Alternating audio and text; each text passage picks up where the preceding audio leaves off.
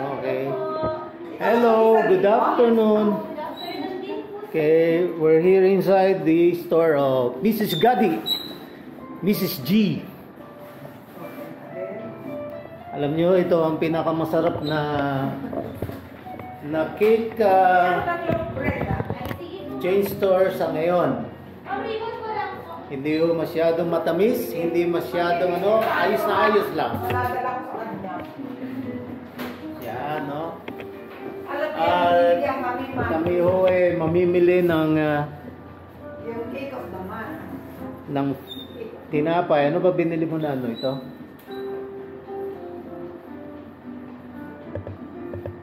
Ito, kuha ka rin ito. Mukhang masarap ito. Pangkape. Pang dark coffee. Yan, no? Sarap niyan. Oh, yan. Tsaka yung lop. Ito ang lop. Meron na ilan? Tatlo. Okay, at mukhang magsasara yata na sila. Buti nabutan namin. Oh, kita nyo? Napakasarap kasi ng cake dito. Tingnan nyo, naubusan sila nag-stock. Wala na. The best cake. Kaya, dito tayo. Kung gusto nyo ng cake, ito ang pinakamasarap na cake ngayon. Tama-tama lang sa panlasa. Hindi masyadong matamis, hindi masyadong yan. Ito ang aming favorite na cake store. Ang favorite namin dito ay yung okay, ang favorite namin dito yung velvet. Yes. Favorite ko dito yung velvet Velvet cake. Velvet cake. Yan, at alam nyo, bumili kami ng loaf kasi kakaiba ang loaf dito. Kasi kami pag bumibili ng loaf sa iba, tsaka sumasakit siya namin. Dito hindi. Hindi ko alam kung ano ingredients ng mga ibang tinapay na yon. Bakit dito okay na okay. Kaya we're here inside the Gadi Mrs. G. Yan. Kaya kung yung tatanungin kung ano yung Mrs. G, kung ano yung G na yan, that is Gadi. Okay, ready na ba tayo? Prepare na yan, may mga binili. Good service. Anong pangalan mo, ma'am? Rich po. Rich. Ayan, si Rich. Thank you, Rich, at your service. Solo flight. Happy birthday. 306 po lang. Yan ang kanilang parking. Maluwang ang kanilang parking sa harapan. Yes, ma'am. 16 lang ba yun? 306 ma'am. 6? Yes. Okay, ayan ho, ang party supply nila. Yan ang mga price. At ayan ang kanilang mga design. Mamimili lang kayo dito kung ano gusto ninyo. Mga design. Yan, kung ilang years old na ang birthday celebrant.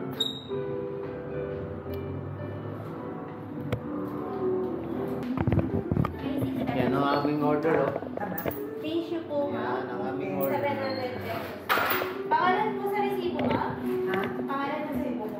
Yung breads, ma'am. Okay. Opo. Mary Linda. M-E-R-I-L-Y. Taga-dipon po. Tabarugis. Tabarugis po. Ayan pa, may isang customer ka pa. Mukhang bibili rin ng cake. Ang dami nila. Wait lang, ang resibo ko lang po, ma'am. Okay. Hello po kaibigan, welcome po sa Mrs. G. Hello, hello again. Yan, ito aming na-shopping sa kanina sa Mrs. G. Yan, syempre may cake at may bago po sila. Itong Pianono, another my favorite. Pianono, yung mga flavor nito, ito siguro pandan, ito ube, ito yema siguro. Yan. So, Titikman natin ngayon to isa-isa. At ito po yung cake of the month nila. Cake of the month ba to? Yan. So para ho tayo nag-unboxing. Wow! Yan po. Cake of the month, April. Yan. Titikman rin po natin yan. At syempre, tayo ho ay namili na rin ng, sabi ko nga kanina, namili tayo ng loaf. Yan. Sa ibang loaf po na tindahan, hindi ko na babanggitin yung iba. So masakit ho siya namin dyan. Dito hindi. Yan. 3 yung binili namin loaf. At may binili rin kami na, ewan ko kung cheese ba to. Cheese. Yan. Siyempre titikman natin ngayon yan. At mag-prepare tayo ng coffee. Yan. So titikman natin ngayon yan isa-isa. Okay. Siyempre, lipat na natin dito sa ano dahil ang init yun. Of course, meron tayong coffee. At meron tayong ano, lahat yan, titikman natin yan. Yan. So, ang una natin titikman ay ito. Yan. Hindi ko alam kung anong pangalan nito, cheesecake o ano. Cheesecake siguro. Tingnan natin to. Actually, hindi ko matandaan kung natikman ko na ito dati eh. Pero mukhang masarap. Ang masarap kasi sa Mrs. G, hindi siya masyadong matamis. So, tama-tama ito. Tapos, siyempre, ang partner niya, black coffee. Oh. Yan, oh. Black coffee. Yan.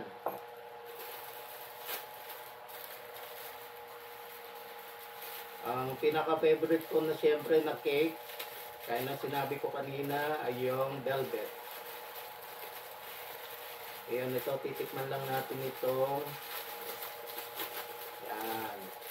Titikman natin to. Siyempre, kukuha muna tayo ng konti para hindi obvious na matakaw. Mamaya tayo magkakakain. Yan.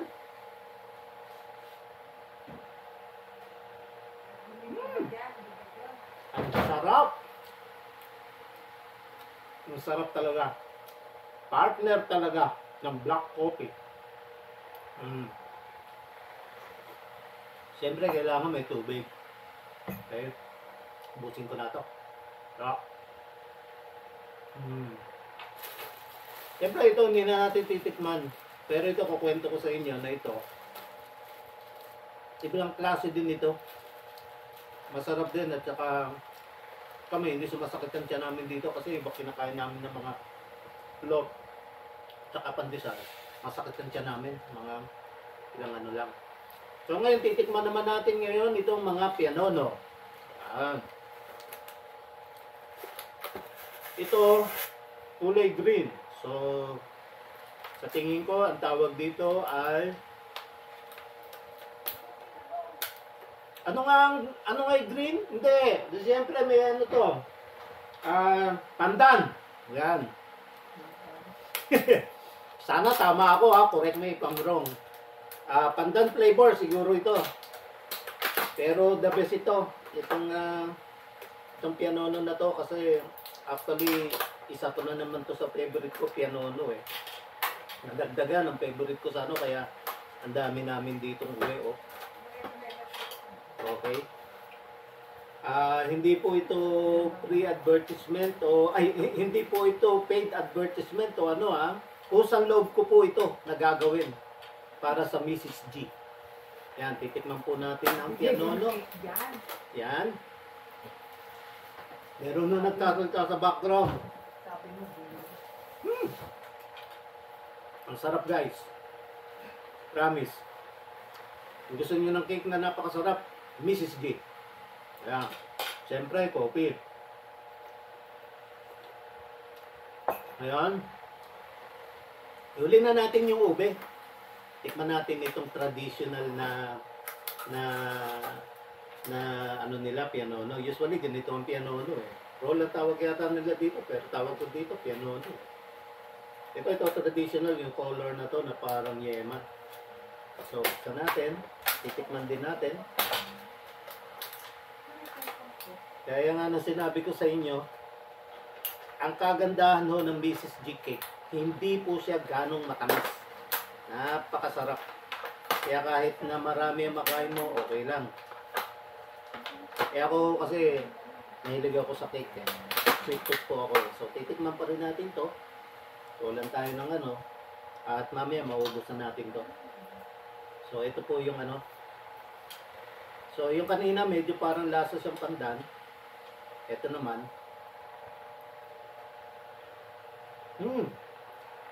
Ito talaga traditional na pianono. Ito. Pianono roll, whatever it is, it's still pianono for me. Okay? Sarap. Cake roll yan. Cake roll, pianono roll. Cake roll. Okay. Siyempre, last but not the least is the ube. Ube roll, pianono roll, whatever it is, still very delicious.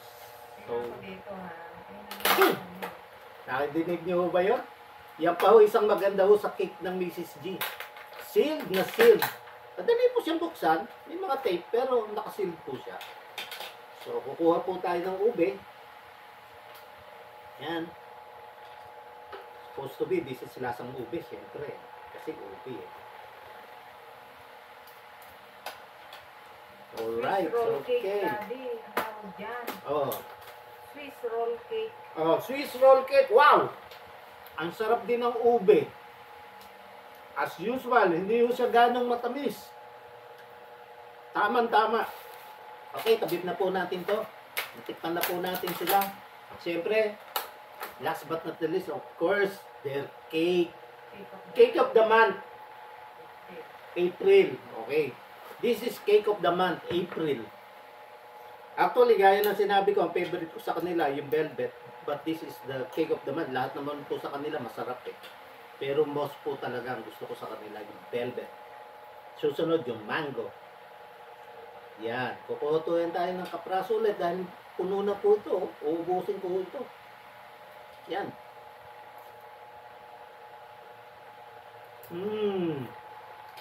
Usually, yung icing ko, hindi ako nagkakakain yan eh. Pero dito, gadi lang, gadi. This is G. Yan. Sarap. Okay, yan no, lahat ito, ubusin natin. Pero syempre, magkakape muna ako. Syempre, fast forward na natin. Huwag mo kayong tatawa ha. Kasi sobrang bilis nito pag kumain ako. 君の虜になってしまえばきっと